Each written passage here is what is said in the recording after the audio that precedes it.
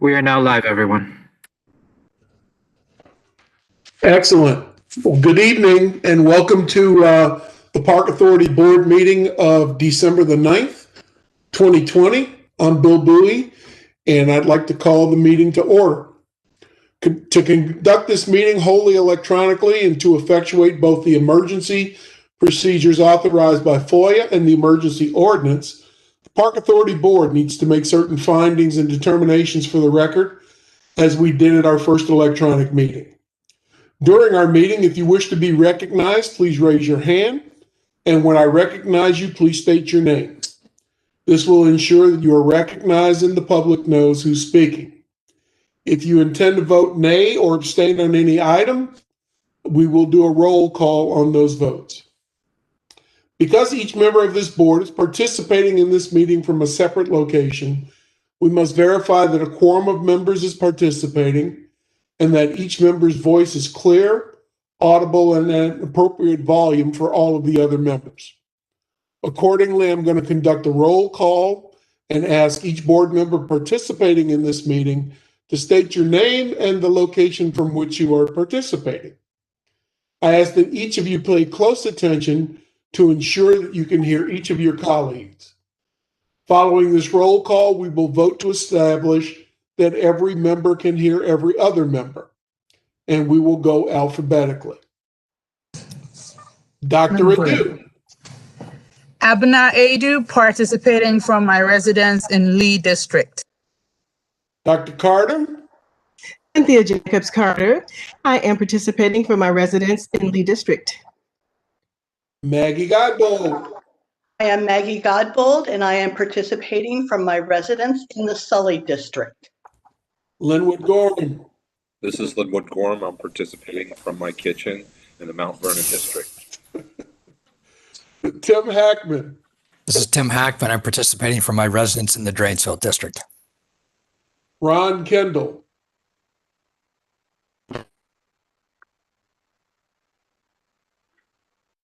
Faisal Khan. Faisal Khan at my residence in Providence District. Ken Quincy. In Quincy, I'm at my residence in the Providence District. Kyle Stone.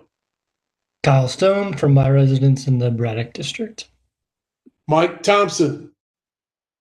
Mike Thompson from my residence in the Springfield District. Okay. Absent and excused for the time being is Jim Zook. I'm Bill Bowie, and I'm participating from my residence in the Hunter Mill District. At this point, I will pass the virtual gavel over to Vice Chairman Quincy so that I may be heard to make the requisite motion. I move that each member's voice may be adequately heard by each other member of this board. Ken Quincy, you have heard the motion. Is there a second? Mike Thompson, and I second that motion. Ken Quincy, it has been moved and seconded. Is there discussion? Seeing and hearing none, all those in favor of the motion signify by saying aye. Aye. Aye. All those opposed say nay. The motion passes. Thank you, sir. This is Bill Bowie. Second, having established that each member's voice may be heard by every other member, we must next establish the nature of the emergency that compels these emergency procedures, the fact that we are meeting electronically, what type of electronic communication is being used, and how we have arranged for public access to this meeting. Therefore, I move that the state of emergency caused by the COVID-19 pandemic makes it unsafe for this board to physically assemble and unsafe for the public to physically attend any such meeting. That as such, FOIA's usual procedures, which require the physical assembly of this board and the physical presence of the public, cannot be implemented safely or practically. I further move that this board may conduct this meeting electronically through a dedicated video conference line. It is so moved. Ken Quincy, you have heard the motion. Is there a second? This is Tim Hackman. I second the motion.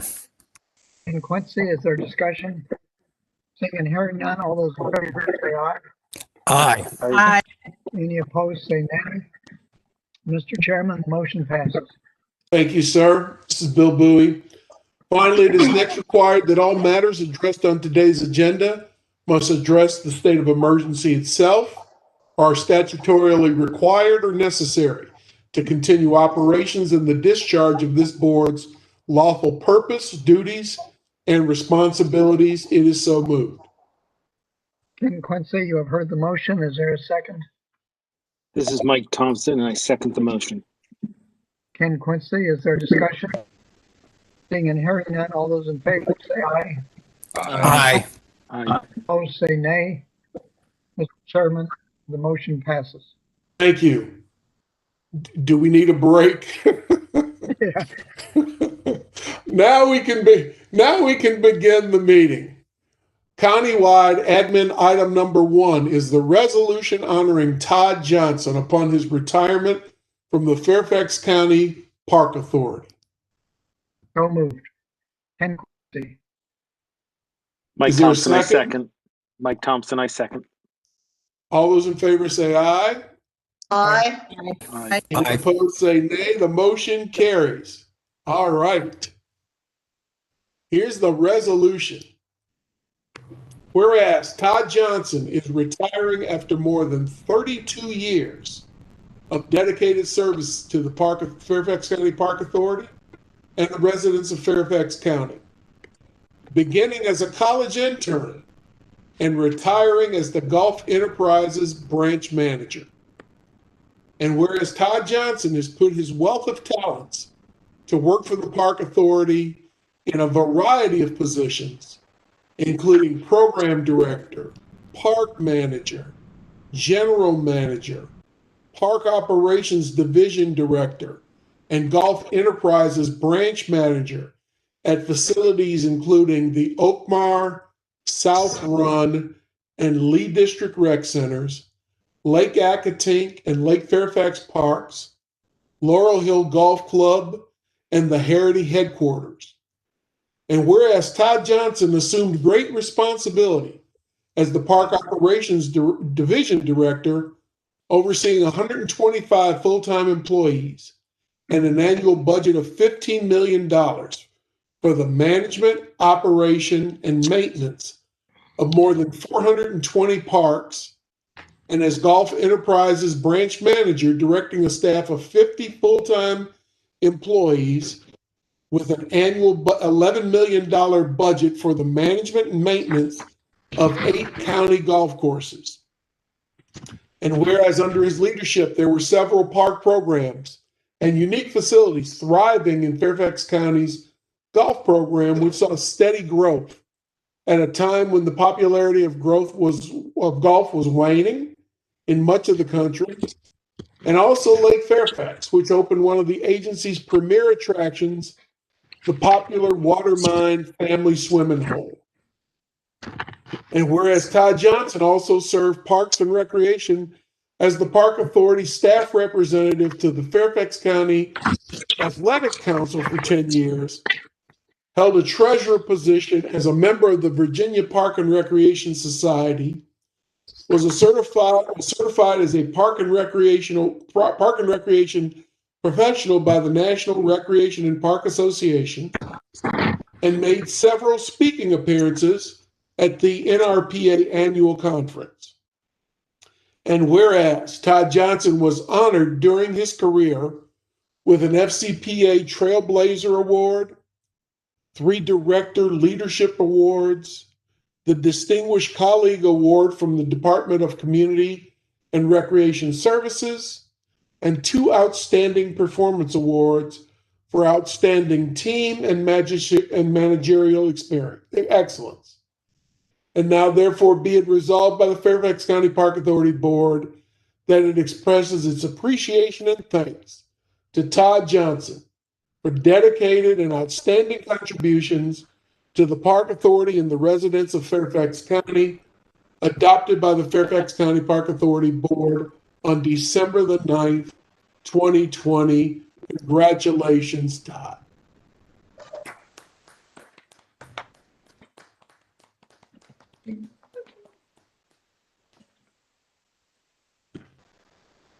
Sir, you have the floor. It has been an honor and a pleasure.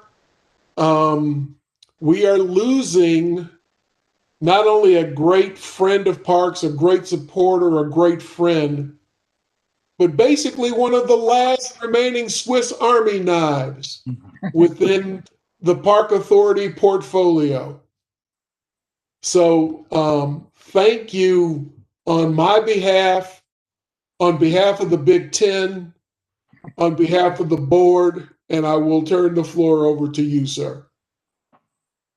Thank you. Todd Johnson here. Thank you, Chairman Bowie. I'm obviously very humbled and grateful for the resolution tonight. Thank you all Park Authority board members for all you do for the residents of Fairfax County. I feel very, very blessed, very fortunate, very lucky. I've enjoyed working for you and with you and with all the great Park Authority staff and volunteers serving our customers and fulfilling the mission of the Park Authority. Thank you to all of you. Clearly, you can see by the resolution that I have no attention span whatsoever. I took full advantage of the size of the Park Authority to have many roles throughout the years. And that was one of the main reasons I chose to intern with the Park Authority starting back in 1988 from the University of Illinois, which I'm representing proudly with my tie tonight. It was because the reason I came was because the agency provided so many different opportunities and services for the residents of Fairfax County. I want to thank a few people. I want to take this moment to thank a special group that made this career possible, my supervisors. I want to list out to you some of the great leaders and role models of the Park Authority that happen to be my supervisors. Maria Dewing, Leon Plenty, Doreen Henry, Bob Four, Doug Robinson, Peter Fury, Tim White, Cindy Messenger, and Sarah Baldwin. So you can see particularly the board members that have been around for a while, you can see there's a theme with that list.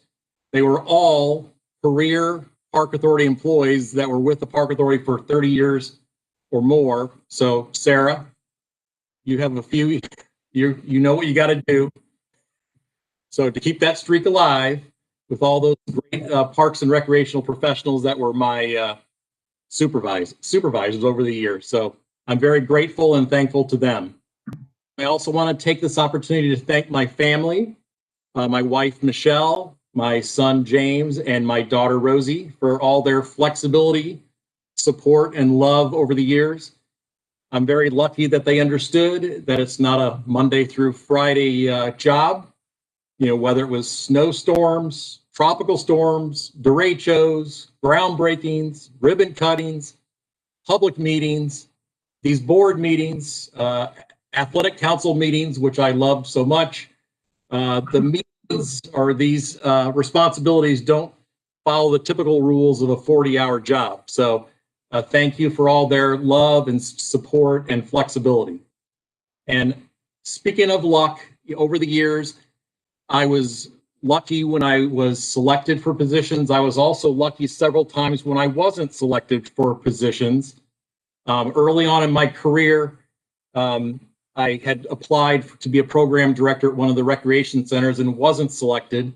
A year later, I applied for the same position at South Run Rec Center and was the successful candidate, got the position, and I was lucky enough, that's where I met my wife, Michelle. So if it wasn't for that luck, for sometimes not getting the position I had applied for and sometimes getting it, I would have, I met my wife, Michelle, at South Run Rec Center. So thanks again, Park Authority Board. I want to close with something my wife says this every single time my teenagers run out the front door to be with their friends or go to activities or school. And I'll have the same message for you guys tonight: to be safe, be smart, and be kind. Thanks again, Park Authority Board, for this recognition.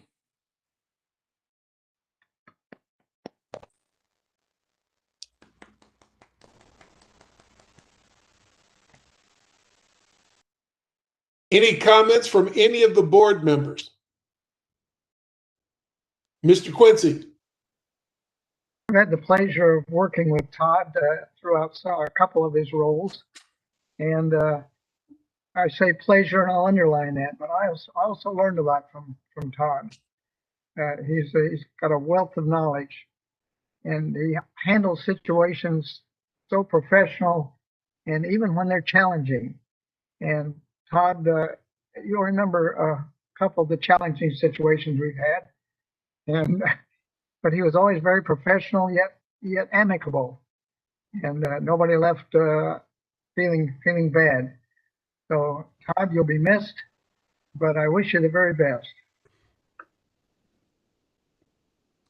Yes, Ron.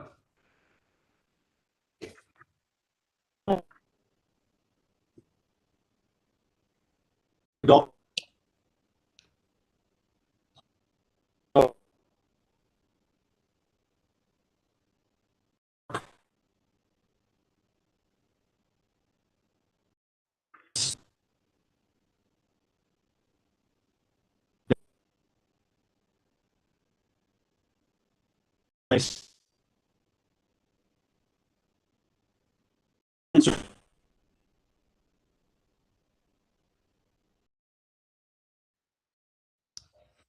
Thank you for that, Ron. Mike Thompson. Todd, I've known you since long before I joined the Park Authority Board, through all our interaction at the Athletic Council. I appreciate everything you have done for our community. I think that it's an underestimate. You were sold short at the idea of being a Swiss Army knife, in that you truly have stepped up into anywhere that something needed to happen. I was there when many members in the Athletic Council would ask you about all sorts of things far above and beyond field specific stuff. But I also remember sitting in various committees of the Athletic Council, where you always represent not only the Park Authority, but the community very well. So we appreciate it, and your voice will be missed. Thank you. Linwood. Todd, obviously we've worked together on lots of things over the years, but one thing in particular that I remember that frankly proved that you have the patience of Job and are willing to handle absolutely any situation, no matter how, I don't know, ridiculous it gets. Do you know where I'm going with this, Todd? Anyway, Todd, thank you very, very much for everything, and especially all your help with the West Grove Dog Park and your tolerance and patience with it. Linwood, I thought you were talking about the synthetic turf task force. I don't know. You'll have to ask Todd which was worse. That required the patience of Job as well. I'm pretty sure the West Grove guys would give them a pretty good run for their money. Okay. All right. Good deal. Well, thanks again, Todd. Stay in touch. And go Illini. I hope they do well this year. It looks like they got something this year. Thank you, everyone. All right. Action items in the Springfield District scope approval, Patriot Park North. Mr. Chairman, I'm happy to move that, but do we want to do the minutes? Yeah. Yeah, why don't we do the minutes first? Okay. Good idea. I got my different scrolls out of line here. I move the adoption of the minutes of the November the 10th, 2020 Park Authority Board meeting. Ken Quincy, I'll second the motion. All those in favor say aye. Aye. Aye. Motion carries. Now in the Springfield District, scope approval for Patriot Park North. This is Mike Thompson. I make the motion to approve the scope for Patriot Park North. Ken Quincy, I'll second the motion. Is there any discussion? All those in favor say aye. Aye. Any opposed say nay. The motion carries. Thank you. In the Braddock District, A2 scope approval of the Wakefield tennis lighting replacement. Kyle Stone, and I would move approval. Mike Thompson, I second. Any discussion? All those in favor say aye. Aye. Opposed say nay. The motion carries. Okay, in the Sully District, A3 scope approval of the Sully Woodlands reallocation. And Eric, you're up.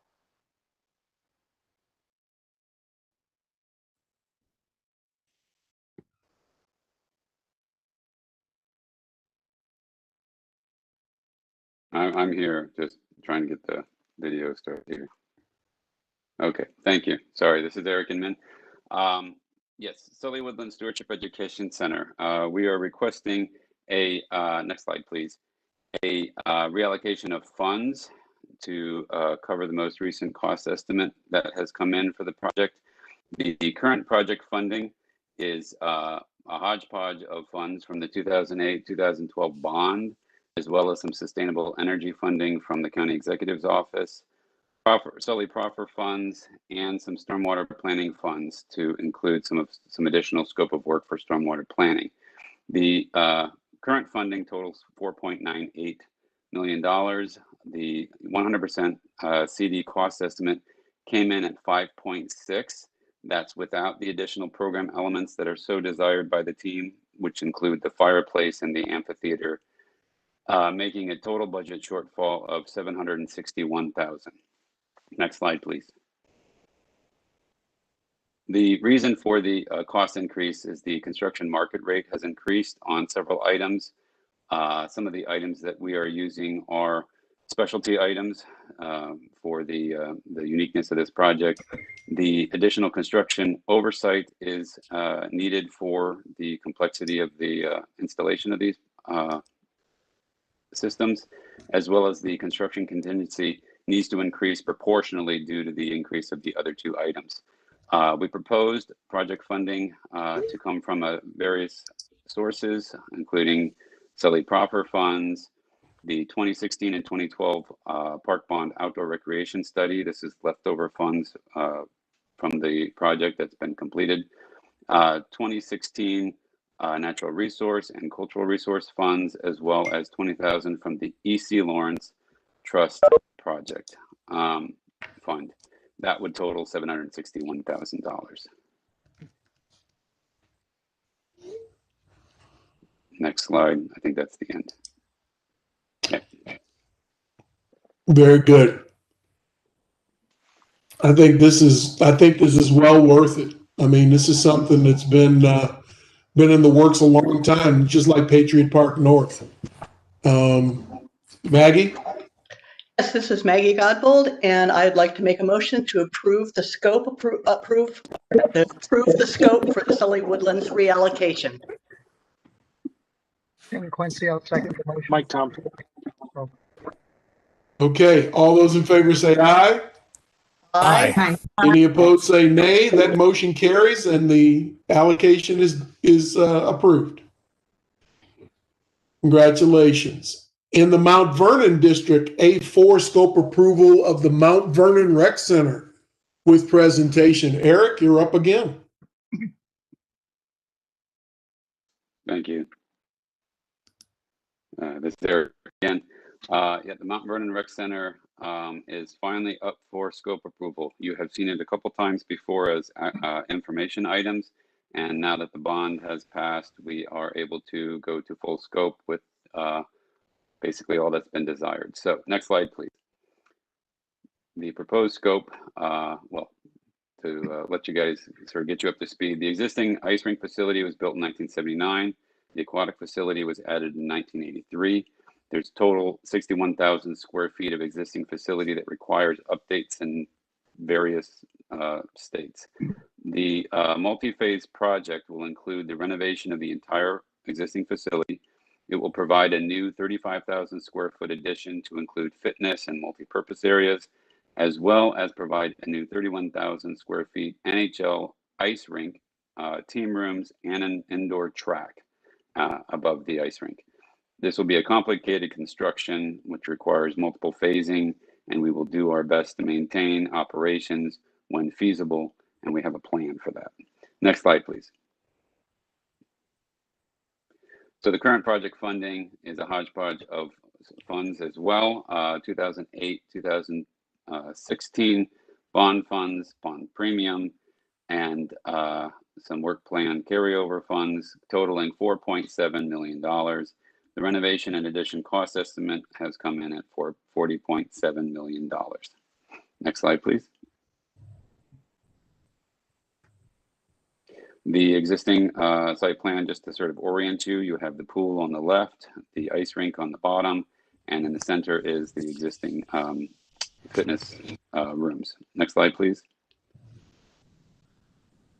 This beautiful piece of artwork is the phasing and the addition to the facility. To go through quickly, we have the in the purple, we have the new electric room will be put in phase 1 as a new temporary entrance, while phase 2 is being built out, which is the light blue. That'll be the fitness addition, followed by phase 3, which is the renovation of the interior facility for the fitness rooms, while building a new locker room that'll be shared by men and women, split down the center for the next phase, which will be phase 4, which will renovate the existing locker rooms and the pool, as well as building the new ice rink at that time. And then following it up at the end will be the existing ice rink upgrades. Next slide, please. The existing facility is as such. Next slide, please. And the addition will have a 2-story fitness addition on the upper left in pink. That will also be, with the second story, it'll allow us to get closer to the parking. We'll have a childcare drop-off in there as well. And the upper level of the ice rink will have a track. Next slide, please. The lower level in pink will be the lower level of fitness addition. In tan will be the multi-purpose rooms. We have a variety of fitness multi-purpose rooms, ice and pool-oriented fitness rooms. We will have upgrades to the pool. The locker rooms are located adjacent to that. We'll have a new ice rink and new team rooms, as well as renovated team rooms of the existing facility, and exterior upgrades and a little bit interior modifications to the existing ice rink. Next slide, please. We'll go through quickly just to sort of show you some of the updated renderings. This is the corner of Fort Hunt and Bellevue Road or Boulevard. The intent here is to be a little bit more seen on the road rather than looking like the back of a warehouse as it does now. Next slide, please. The reskinning the existing ice rink shown here. Next slide, please.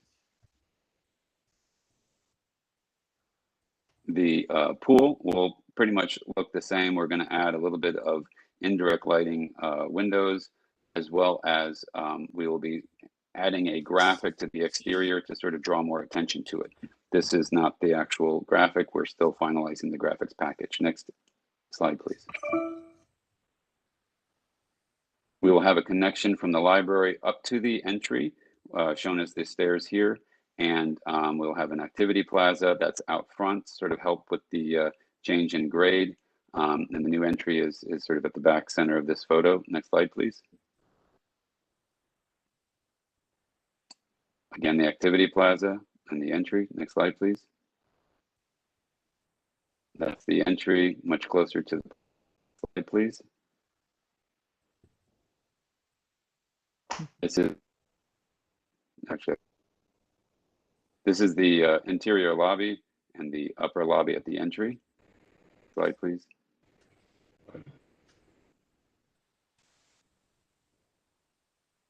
Center.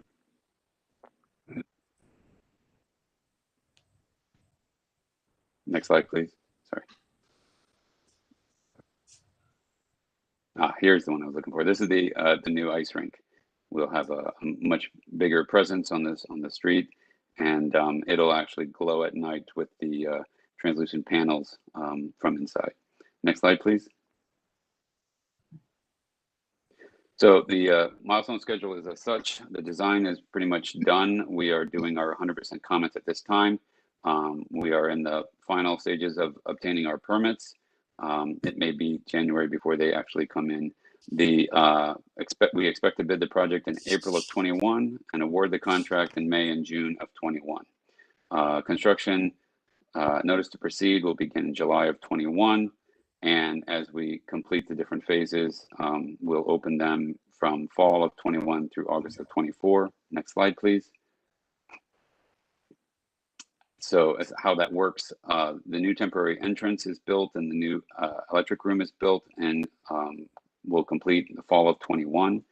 Phase 2 will be the fitness addition, new site entry, new ADA parking. Completion will be fall of 22. Phase 3 will build new locker rooms and renovate the existing multi-purpose space. Completion is expected early 23. In phase 4, the pool renovation, existing locker room renovation, and we will build the new ice rink. That completion will be early 2024. And then last will be the existing ice rink renovation and associated parking to that will be completed in 2024, or summer of 2024. Next slide, please. Are there any questions? Thanks, Eric. This looks absolutely fantastic. A lot of good work, a lot of public input into this, and congratulations, Linwood, for shepherding this thing the entire way. This is going to be a tremendous project, not unlike the one that we just approved for Patriot Park North and for the Sully project as well. I mean, these are, you guys have a lot to be proud of for these projects tonight. So, Linwood? I think Ron has a question. Ron, did you? Ron?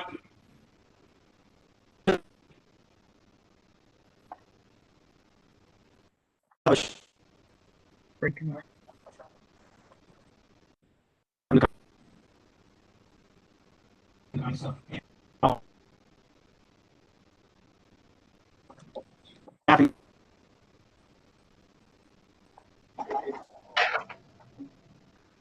We're getting like every other word you said, Ron. We didn't understand a word you said. So if you could type your note in the chat box, that would be good, and we can catch up. I think he was asking something about loss of revenue through the process. Yeah. Is that right, Ron? He was asking about potential loss of revenue through the process.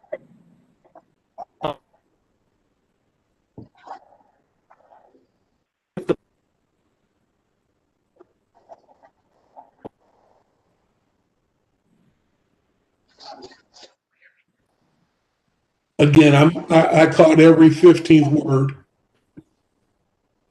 Yeah.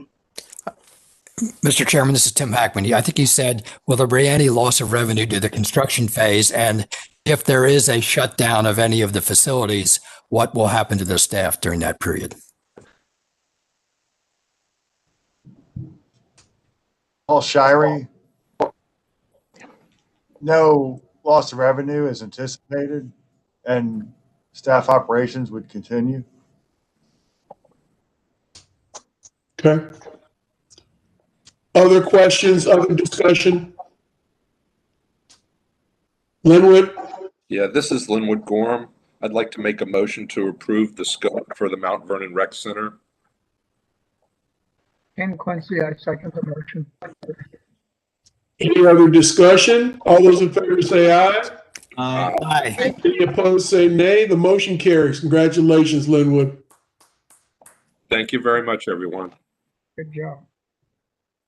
Countywide, A5, authorization of advertisement of fee proposal and set the date for the public comment meeting.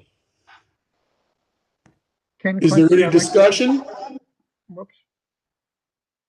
Any discussion? Mr. Quincy? I was just getting ready to make the motion. Ken Quincy, I make a motion to authorize advertisement of the fee proposal and set the date for public comment meeting. This is Maggie Godbold. I second the motion. This is Bill Bowie. All those in favor say aye. Aye. Aye. Any opposed say nay. Motion carries. Thank you. Okay, on the information items. Information item number 1 is the infrastructure update with presentation. Beth, Ionetta, where are you?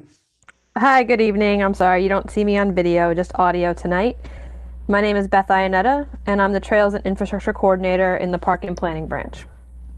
I'm here to present the infrastructure report for projects that will impact parkland throughout the county. Next slide, please. This information is provided each year to the Park Board, and it includes an update on a select number of projects that we consider new, notable, or have reached a significant milestone.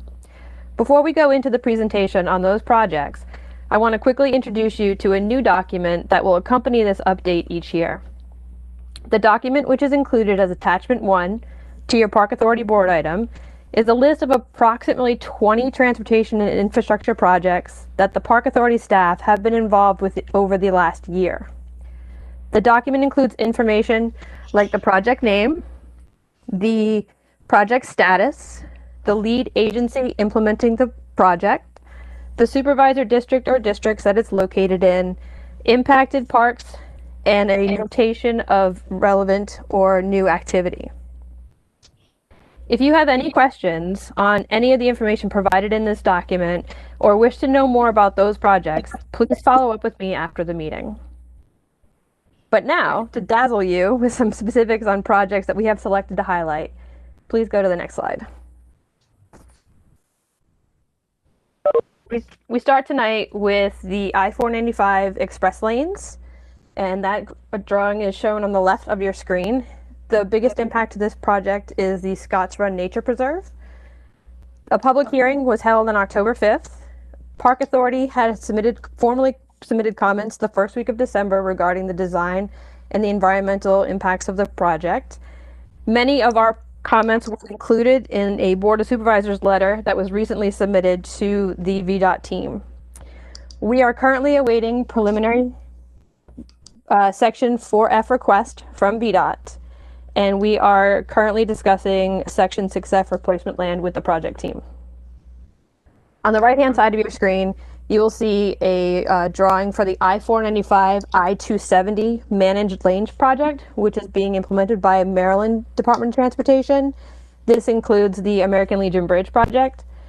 Currently, they do not expect direct impacts to Park Authority parkland, but staff is currently monitoring the project as that moves forward. Next slide. Next is the I-66 widening outside the Beltway.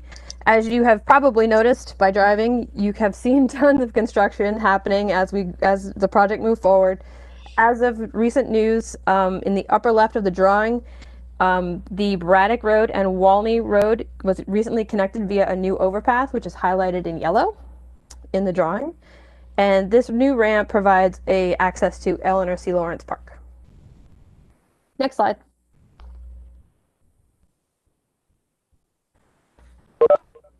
Next project you see is a snapshot of the Pope's Head Road interchange and Fairfax County Parkway widening. Currently, we have completed our final 4F concurrence, which was issued in October. Coordination continues amongst the various project stakeholders, which includes FCDOT, who will be working on the Shirley Gate Road extension, VDOT, and the newest stakeholder is part of a zoning application for a church, which will be constructing, would like to construct a church on Pope's Head Road near Fairfax County Parkway. Next slide.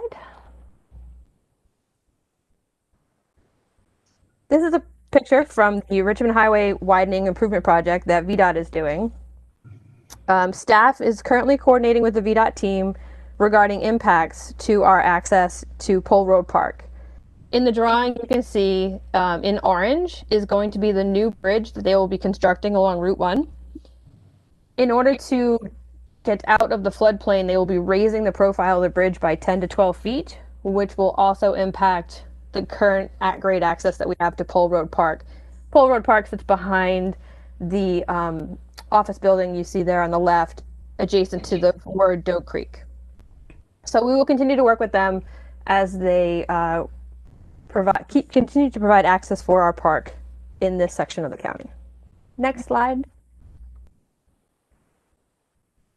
This is a snapshot of the Braddock Road multimodal corridor improvement project that FCDOT is working on. I've included this project to show you in the original design, which is shown on the left. The concept was to realign Danbury Forest Drive with Wakefield Chapel Road at Braddock Road. They have gone back and reconsidered a new design, which would save the project over $24 million by not realigning Danbury Forest Drive, but providing a series of intersection improvements and signalized intersections and U-turn movements to substitute for the realignment. As I said, this will save $24 million and it will reduce significantly the park impacts. Next slide, please. Included here is a couple snapshots of the Braddock Road and Old Lee Road improvement study that VDOT is currently doing. This is a study at the moment. It is not a funded project yet. This project includes on the upper drawing the straightening of the S-curve of Braddock Road, and they are considering installing what's called a jug handle for left-hand turning movements from Braddock Road to Old Lee Road. We are currently working with the VDOT team as they analyze their alternatives, and hopefully we can minimize impacts through the various stakeholders in this area. Next slide. I've included a drawing here of the old courthouse road at Besley Road. It's a bridge and roadway realignment that is going to happen near the Wolf Trap Stream Valley and Wolf Trails Park. As you can see in the renderings, there's going to be a new bridge installed, which will also get it out of the floodplain, which happens to flood often, and raise the profile and straighten the curves. Next slide. Here's a snapshot of the Hunnamill Road over Colvin Run Bridge. This is a replacement project. In the picture on the left, you can see a new crossing. This is the Rails to River Trail as well as the CCT. Lake Fairfax Park is off to the left of the photo. How they're going to install this project is they're going to increase the curvature of the roadway away from the current alignment in order to slow vehicles down, but they are also going to include an improved splitter island in the middle so that pedestrians can get across. Currently, this is the one-lane bridge on Hunnamill Road, and because it's one-way traffic, pedestrians are able to cross. When they increase it to 2 lanes, the goal is to have the splitter island so pedestrians have a safe refuge in case it's needed. Next slide. This is a new project which you have not seen. It's called the Cinderbed Road Bikeway. It's in Lansdale Park and Island Creek Park. In this photograph, I-95 is running on the left-hand side of the picture. Currently in the yellow line is an existing trail that already exists within the park. The project is going to reconfigure a certain part of it at the lower end, and they wish to establish lighting through the park. At the other end, you can see a red line, which is circled. That's a developer project that has just been completed. And the purple dashed line is a project management project that's being done. It was bond funded. So there's several projects happening at the same time here. But we've just started coordinating, and we are working with FCDOT on implementation of this project.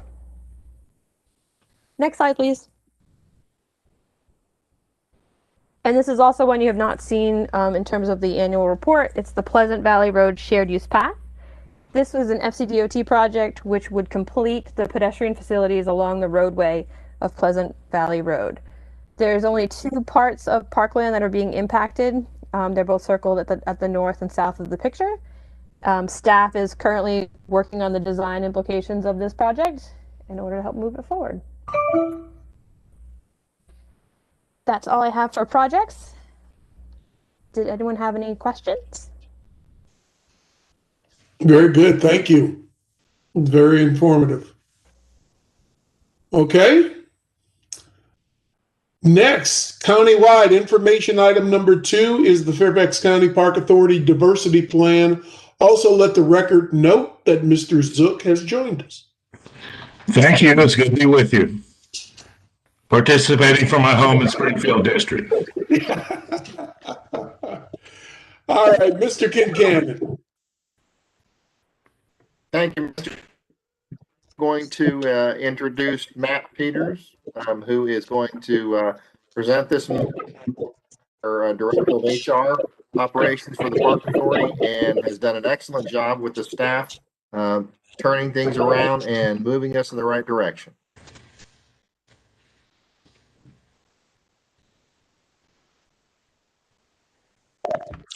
Thank you, Kirk. I had to unmute myself. This is Matt Peters. As Kirk just said, I'm the HR manager for the Park Authority. And we're going to spend the next few minutes reviewing the 2020 to 2021 proposed diversity plan. This plan is developed about every 2 years, driven by the Equal Employment Opportunity Commission requirement to submit an EEO4 report, which basically reviews and compares our workforce with the surrounding population. We work with OREP, the Office of Human Rights and Responsibility, as the sponsor for this program, and the reports themselves are fairly complex. We receive data from the EEOC and OREP based on workforce and employment data in the local region, and compare that to our workforce, create goals and objectives, and then each cycle that comes through, then we get to compare our results from the previous cycle and set new goals. So the report we're working on now is for FY 20 and 21. The last report that was produced was actually in 2016 and 17, as the county did not produce a report requirement in that intervening year, 18 and 19. Next slide, please.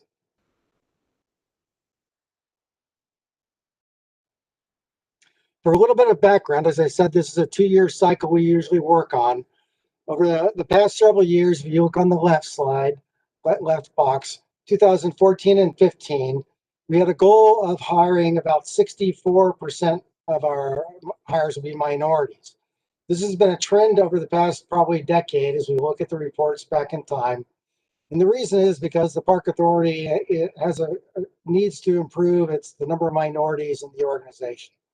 And what we've seen over the past several years is the Park Authority typically set a very ambitious goal of 60 to 65% to address that shortfall. You can see the planned and actual numbers for 2014 and 15 on the left. I'm sure you notice there's a little bit of discrepancy in the numbers, the size of the numbers. We suspect that the planning was focused on the merit-only workforce, and the actual hires consider the merit, the seasonal, and the part-time.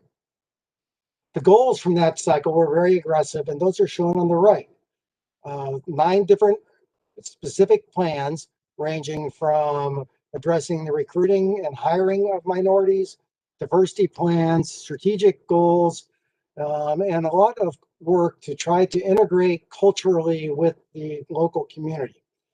And we feel that was probably the major goal, was to work with the county and the residents to inform them of the Park Authority, with the assumption that would then increase our ability to hire minorities into the workforce. As you can see at the bottom, our goal is in fact to replicate or get as close as possible to the Fairfax County ethnic population distributions with our own workforce. Next slide, please. As I've mentioned previously, our goals have not always been met. You can see the same basic profile for the 2016 and 17. We had planned to hire about 64%, and we were actually successful in recruiting and onboarding about 25%. The box on the upper right shows you how the Park Authority currently compares with both the overall Fairfax County resident population, which has roughly 51% white and 49% people of color, with the Fairfax County government, all the other agencies, and you can see those agencies are roughly around 42%, whereas the Park Authority is down at 29%. So that's our target and why we're trying to improve our recruiting and onboarding of minorities. The charts on the bottom show you the breakout of both gender and ethnicity, which is really how the EEO4 reports break it out. On the left, you see gender. And I have to point out that the scale on the left vertical axis has been magnified. So although it looks like there's some big differences, there really are not. we really are in pretty good shape from a gender perspective compared to the county. For instance, male, we have 49.6 in the county, and we're at 47.9. So the real concern is in the ethnicity. And as you can see on the right-hand side, our white workforce compared to the county is off by about 20%. And that's what we're going to be focusing on as we go forward with some slightly different strategies. Next slide, please. And at the risk of getting too detailed, we wanted to show you an illustrative example of what we get from the EEO4 database and report. The OREP, the Office of Human Rights and Responsibilities, and the EEOC uses census data to look at the employable workforce in a general area, and then provides information about what percent of that workforce, that employable workforce, is capable of working in different types of jobs. So you see an example here. We have reams of this in our report, by the way. So for instance, a black male qualified to work in skill craft, with that particular demographic, 28% of all black males were qualified to do some sort of skilled craft. And you can see some other examples as it goes down. The more important column is the percent of the FCPA, the Park Authority, underutilized, which is a comparison of what the census data shows that we should be able to recruit versus the percent that we actually have on board. So for instance, the second to the bottom one, black female paraprofessionals, we're at 100% underutilized. So a very easy example would mean that we would have 20 positions, but only 10 of them were filled with the type of ethnicity. The job classifications is simply shown on the right to show you that the data shows that we should be able to recruit ecologists, engineers, naturalists, park management specialists. The key for us is how do we locate and then attract this great talent into our organization. Next slide, please. And so this is how we plan on doing it. Working from the box on the upper left, once again, our overall goal is to match as closely as possible the Fairfax County resident population, resident employee workforce. Rather than shooting for a 65% goal, we've reduced it to 35%. Hopefully we will achieve over that. Rather than a broad-based cultural integration type of approach, we're focusing on targeted recruiting and cultural change within the Park Authority itself. So on the external side, we have created new sourcing partnerships, new partnerships with local universities, including the historically black colleges and universities.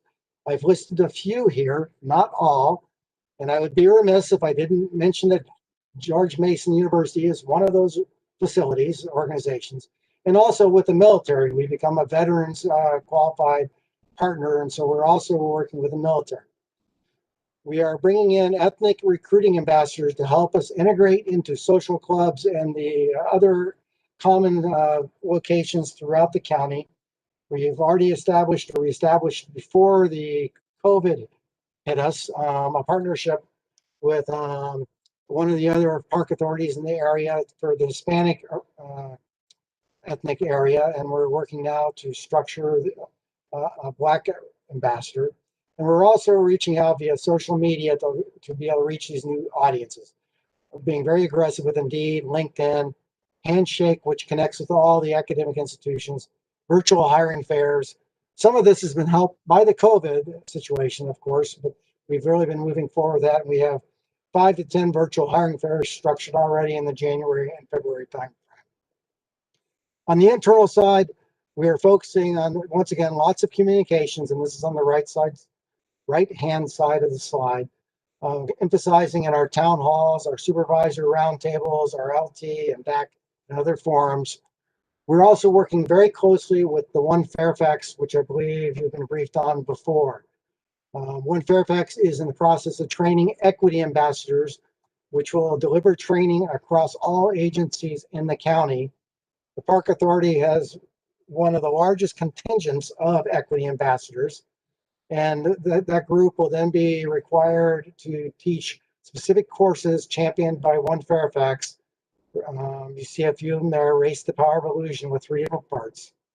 We have also reached out and identified an expert in the diversity and inclusion field to help deliver self-identity workshops to our workforce. Dr. Lisa Seacrest Earhart is a professor at the University of District of Columbia and an associate, I believe, at George Mason.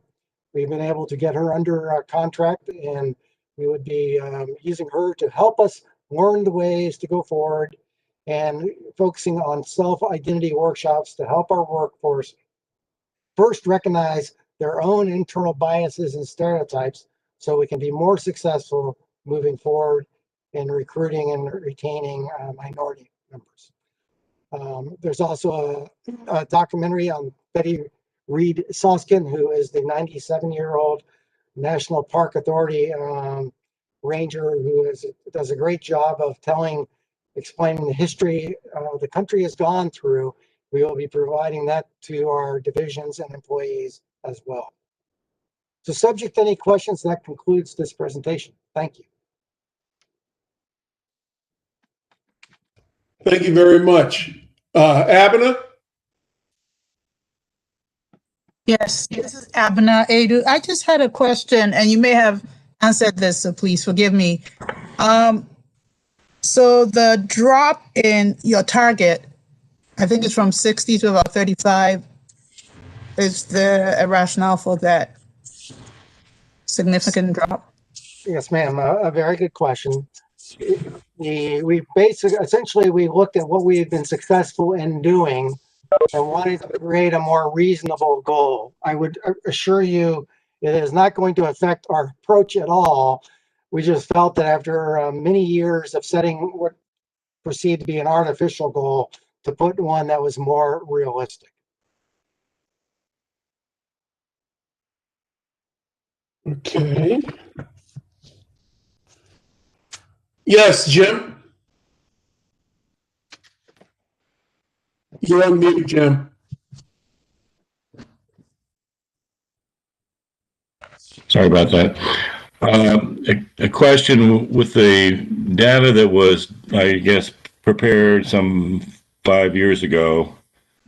You mentioned it focused on merit employees, and that the difference in the numbers related to between the last survey was related to, it was merit and, I guess, non-merit employees. Is that correct? I'm sorry you froze and dropped off on me, but I think your question was the difference in the 2 reporting standards, where one was at merit, using merit employees, which are our full-time regular staff, and the other one appeared to include our seasonal and part-time.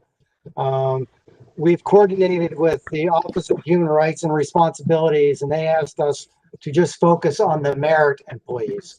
Once again, though, as I mentioned we will address the recruiting for minorities at all parts of our workforce. In fact, I think the work we're going to be doing with universities will see most of the increases in our seasonal workers first. Hopefully that answers your question. Yes, it does. And I guess a follow-up. If you were to calculate the number of merit employees for the latest year, how would it compare to the proposed our goal for the goal for the 5-year period before? The hiring statistics for merit has been roughly the same order of magnitude. There's not been a significant increase or decrease in the number of merit employees who are hired. Part of that reason is because, other than losing great Park Authority members like Todd Johnson, as you talked about earlier, the overall attrition for the merit workforce is down around 3 to 4%. So what we see is once we bring on employees, they typically stay, which then challenges, of course, as we're trying to return the workforce to bring more minorities in, because our turnover is lower. It takes more time to make the turnover because our attrition is so low. Cynthia? Yes. My first question has to do with your external partners, your universities. Is there any particular reason why Howard University is not one of your partners? That would seem to me to be an excellent source to help you along this line. Well, I'm thinking, in addition, Cynthia, looking at this, jumping in, I'm thinking of Howard, I'm thinking of University of Maryland, Baltimore, right. Eastern Shore. Yes. There's just a number, Delaware State, even Virginia State. My alma mater, Virginia State. Virginia Union. We can help you with the list, Matt. Yeah, that would be great. I would say that we did not put all of the ones we're working with on the slide. Okay. VSU is one of the groups. I think we actually have a virtual hiring fair scheduled in February with them. But we would much appreciate those other ideas, all the ideas we can get. Yeah, we will work with you on that. Yeah, and, I'm sorry. Maggie, you were going to say something? Okay. And in addition to that, I would think that NRPA would be a source.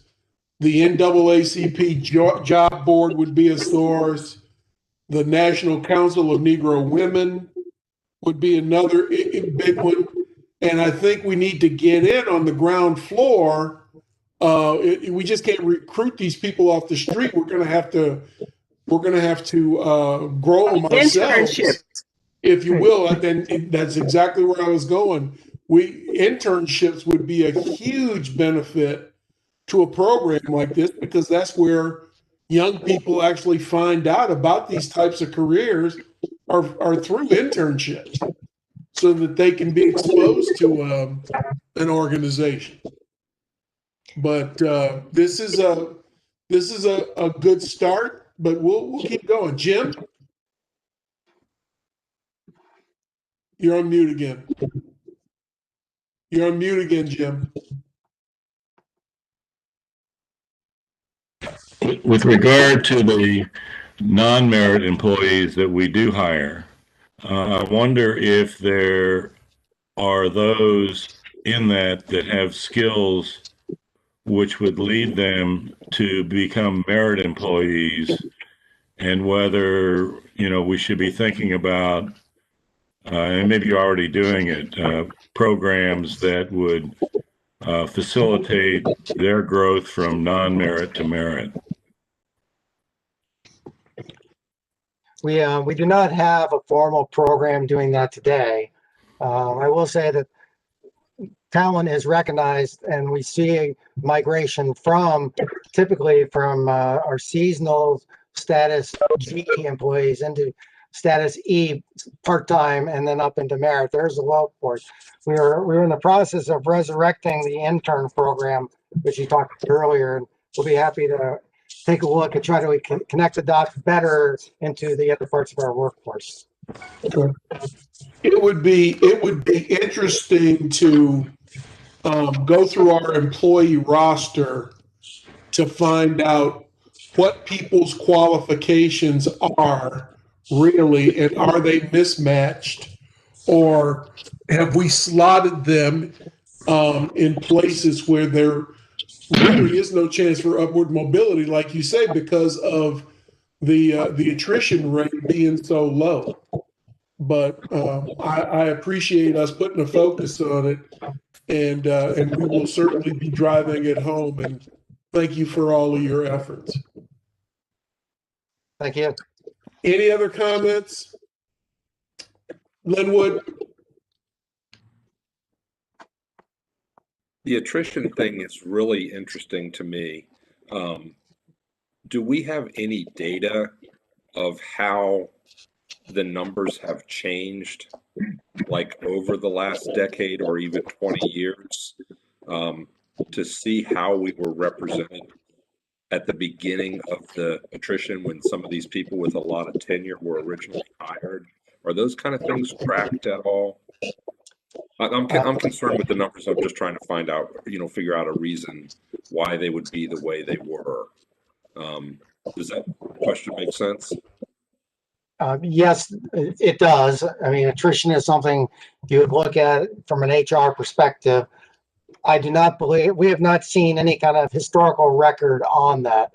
We calculated the attrition as we've been looking into various workforce planning efforts supporting the, our current Park Authority leadership for the past year or two to see what's going on. We've never seen any kind of historical record. I'm not sure we can go back, but I'll take a look to see how far back our database will allow us to go. Typically, we've implemented a new human resource information system called Focus 6-7 years ago, and before that, there's really not any kind of data at all. But we'll take a look and see what kind of data we can pull. Yeah, again, that attrition thing, the fact that we have so much attrition, I think has the opportunity to make our numbers look different than they actually, I think, would be the right context. I don't know. I'd love to get some idea of that and compare us to our peers. But anyway. Thank you, sir. Kirk? Thank you, Mr. Kirk Kincannon, Executive Director. I just wanted to clarify for Mr. Gorham that the attrition rate is very low. It's at about 3 or 4%, so it's not a very high attrition rate. And then related to Chairman Bowie, your comment about interns, that is going to be a focus. That's what we began the outreach to the colleges and universities, and we welcome the additional information as far as other areas we should check out. Certainly appreciate that, and we'll be moving forward with that. So I'm supporting everything, and that's what I understand is our attrition rate is very, very low. So has the makeup of the county changed in the last 20 years as far as makeup of the ethnicity in the county? Oh yeah. Are you following what I'm asking? Absolutely. Yeah, it's way out of line to what it was 20 years ago. While the non-minority number has dropped, the minority representation has skyrocketed in the last 20 years. You're probably looking at a 25 to 30% difference over 20 years ago, at least. And so we really got a wide gap to consider and to make up. I'm on the board of Leadership Fairfax, and so I will certainly extend these findings to Leadership Fairfax as well in their outreach to make it known that this is on our radar and needs to be a point of consideration. Mr. Quincy? How does our attrition rate compare to some the other Fairfax County agencies?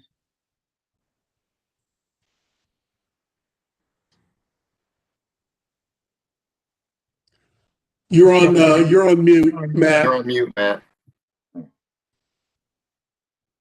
Sorry.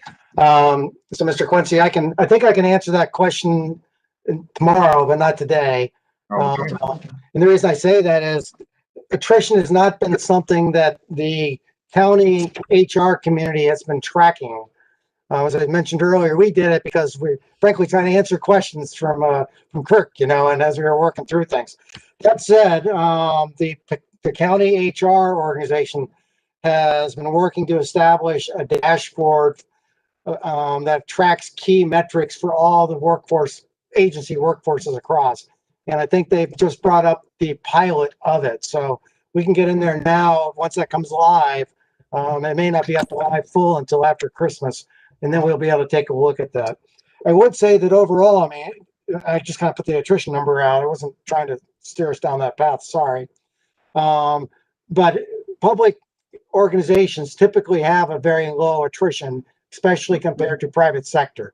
So the numbers I've seen in other research, we're in pretty good shape overall. But we'll see what else we can pull out. Thanks, Matt. Cynthia, you had your hand raised.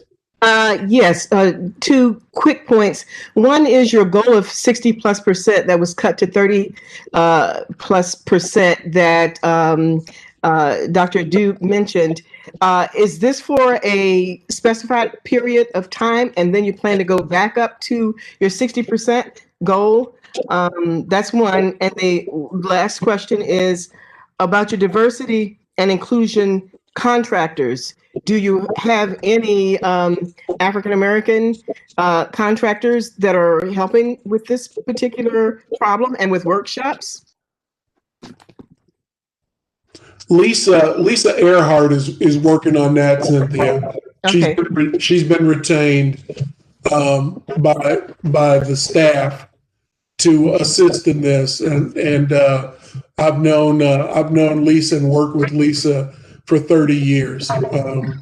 She's outstanding. She'll be a great assistant and gatekeeper in working with a lot of this and helping us go through it. So it'll be fun. So I think so. Lisa is an African American. Before the COVID situation shut things down, we established a contract with Nova Parks to provide a Hispanic point of contact. So we're sharing a contractor to do outreach to the Hispanic community. Regarding the target, these diversity plans are scheduled to be updated every 2 years. So at the least, we would be updating it in 2 years. Once again, we just, with the getting into the details, but with the attrition rate we have and the percent we hire, it would take too long. You know, we did not feel comfortable that we would be able to basically have 100% of the hires be minorities, which is about the rate we have to do for the next 2 years to get to where we needed to be. So we're going to push as hard as we can, but recognizing we had not met that 65% target basically for the past decade. We wanted to put something that we thought would be a more reasonable target. It's not going to change our approach or behavior. We're hoping to overshoot. Thank you. Yes, ma'am. Excellent. Thank you again, Matt. We appreciate it. Great presentation. Thanks, Sarah. Thanks, Kirk. Thank you. All right. On to Chairman's Matters. Linwood, I couldn't get you home before dark tonight. We're gonna be here a little while. But a few things. Welcome to Jesse Kaufman. We're gonna miss Todd tremendously. Jesse comes with great credentials, and certainly looking forward to working with him. I want to give a shout out to Cynthia and Judy Peterson and to Maggie for an outstanding Ellie Doyle Award. It was magnificent. I've talked to Cynthia already about maybe some changes we want to make. I thought it went really smoothly. I thought it allowed a lot of people to be involved, and we may want to figure out how we want to do something a little bit different with this.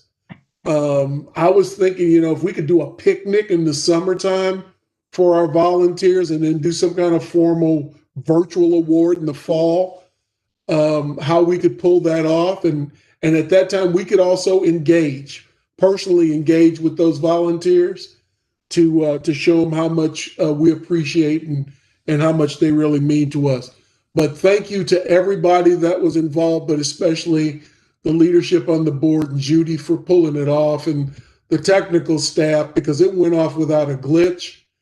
And Mike Thompson was able to come. He didn't have to skip the Nutcracker in order to do that.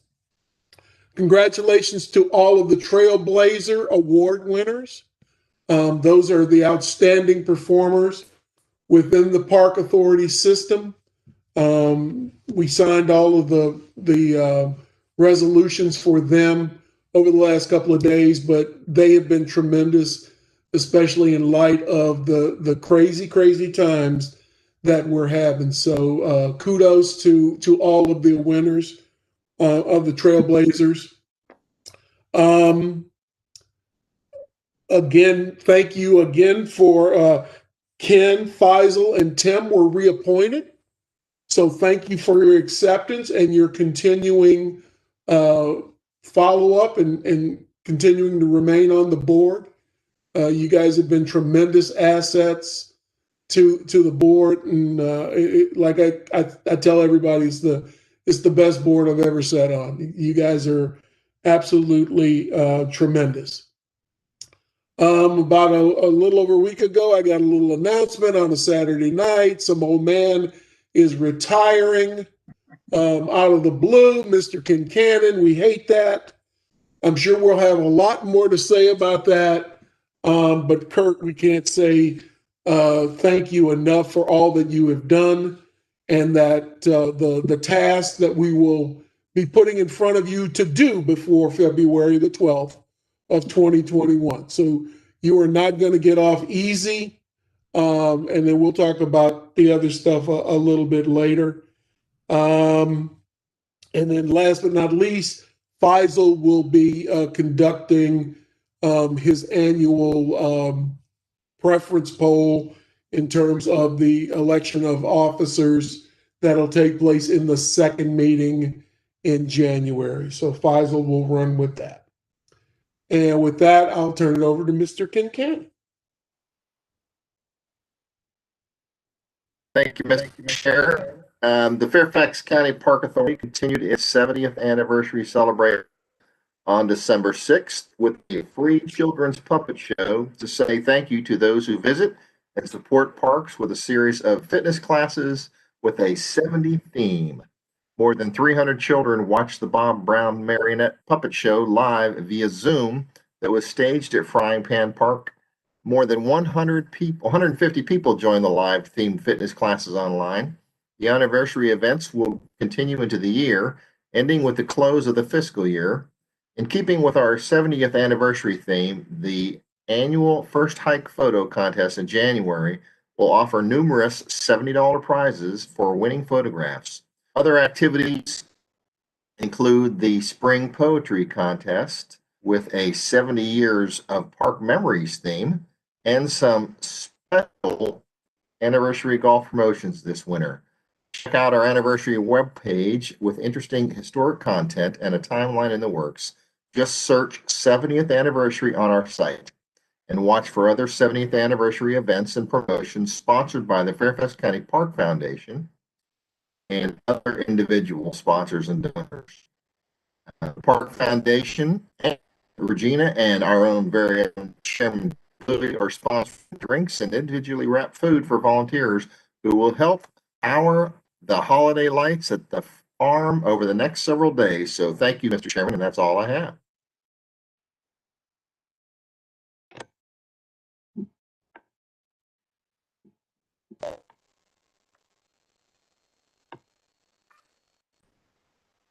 Thank you. You're on, Mr. Quincy. I'm sorry. Okay, I was waiting for you. Yep. Well, just to address one thing Kirk said, it was a heck of a year to celebrate the 70th anniversary.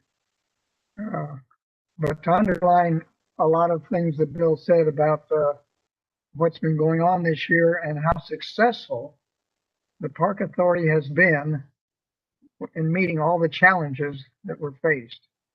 And that goes right from the folks out there in working in the facilities to the staff in the main office, to the management team, and including my fellow board members.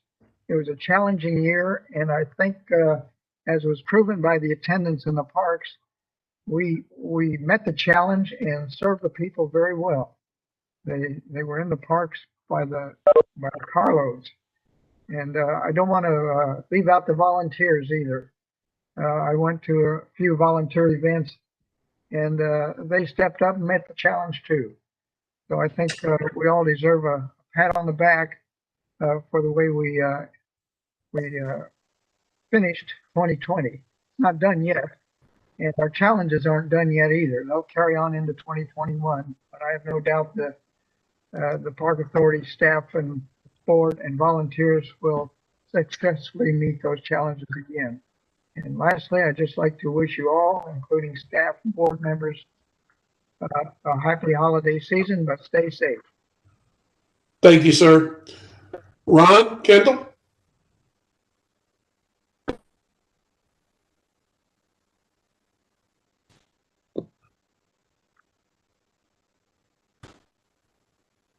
Thank you. Cynthia? Yes, I would like to again thank everyone for all of your hard work, wonderful work done to make Ellie Doyle the event that we all enjoyed so much. So thank you again, everyone. And again, happy holiday season to all. Okay. Faisal? Thank you, everyone, for all the great work. Happy holidays, and please stay safe. Very good. Jim?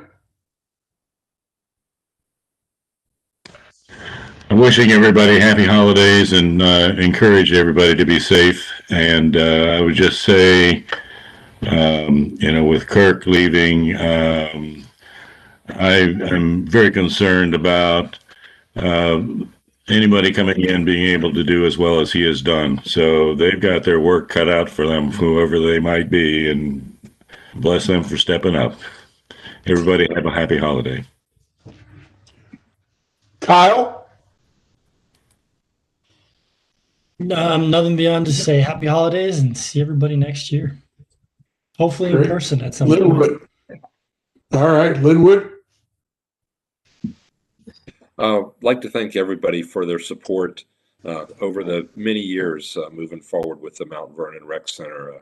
It's been a long path, and I of course had your support early on for the original road renovation without the ice rink, and you all continue to support me with the ice rink being added in this last thing, and I have nothing but thanks and am gracious for, again, all the support. We still have a lot of work to do, though. We've got a lot of other rec centers that we need to catch up on and get done, and you will absolutely find me to be as big an advocate for rec centers as I have always been for all the other rec centers for the rest of the county. Thank you again, and happy holidays to everyone. Appreciate that, Linwood. Abner? Hi, I just wanted to say thank you to the staff for an amazing job in this extraordinary year. You have done really great things to keep the Park Authority going. I wanted to congratulate Todd Johnson on his retirement. I wanted to say I am not pleased, Kirk, that you us. And I wanted to wish every member of the board and all staff a wonderful holiday season. Thank you. Thank you. Maggie? Okay, well, I want to also wish everybody a wonderful holiday season. And yes, I'm disappointed with you, Kirk. But you know what? We have our work cut out for us. And everybody, please stay safe. I want to see everyone, and I want to see everybody in person next year. So let's all be smart about it. Have a nice holiday. Thank you. Tim?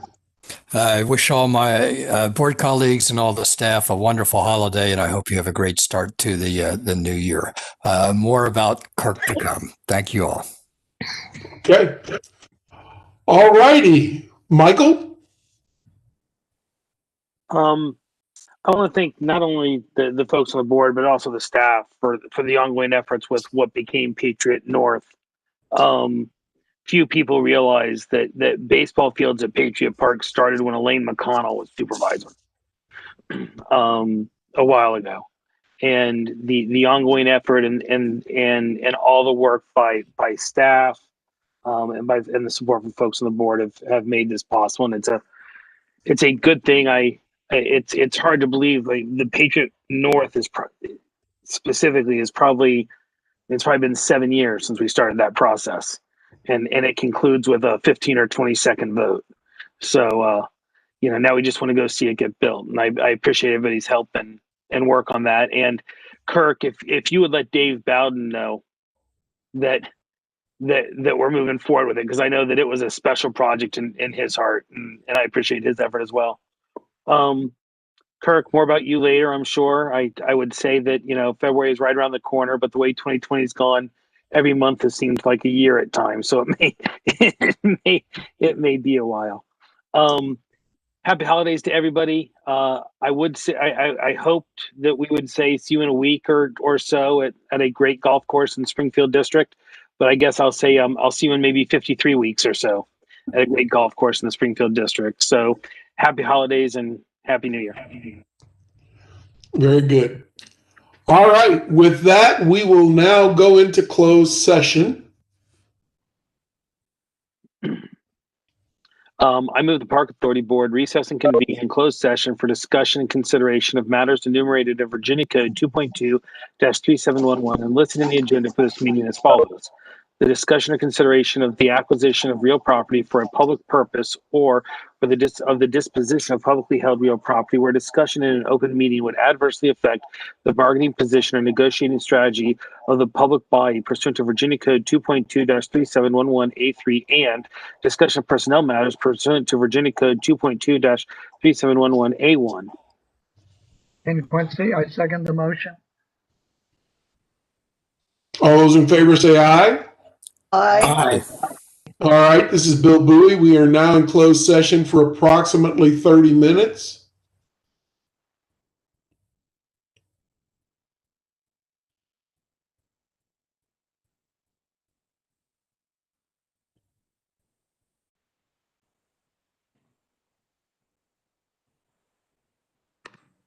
We're out of closed session, everyone. Mr. Thompson? This is Mike Thompson. I move the Park Authority Board return to open session. Ken Quincy, I second the motion. This is Bill Bowie. All those in favor say aye. Aye. Opposed say nay. We are out of closed session. Now we need to certify. This is Mike Thompson. I move the Park Authority Board certify to the best of each member's knowledge only public business matters lawfully exempted from open meeting requirements under Virginia Code 2.2-3712 and only such public business matters as are identified in the motion by which the closed meeting was convened were heard, discussed, or considered in the meeting by the board. Ken Quincy, I second the motion. All those in favor say aye. Aye. Any opposed say nay. We are certified. Linwood? This is Linwood Gorham. I'd like to make a motion that we approve the actions on C2 as discussed in closed session. This is Mike Thompson. I second that motion. All those in favor say aye. Aye. Opposed say nay. Motion carries. Tim? This is Tim C4? Hackman. I move the Park Authority Board add item C4 to the work plan as discussed in the closed session. This is Mike Thompson, and I second the motion. All those in favor say aye. Aye. Any opposed say nay. The motion carries. This was our longest meeting of the year. Glad you were home, Linwood. No driving tonight. But, happy holidays, Merry Christmas, Happy Hanukkah, Happy Kwanzaa. If I missed anything, I apologize. But be safe, be happy. Thank you for a great, great year, in spite of a lot of turmoil. But just know it was appreciated by myself and by the residents of Fairfax County. So with that, we are adjourned. Merry Christmas, happy holidays, everybody. Bye-bye. Take care. Bye-bye, everybody. Thank you and be Bye-bye. safe. Stay safe. Bye-bye.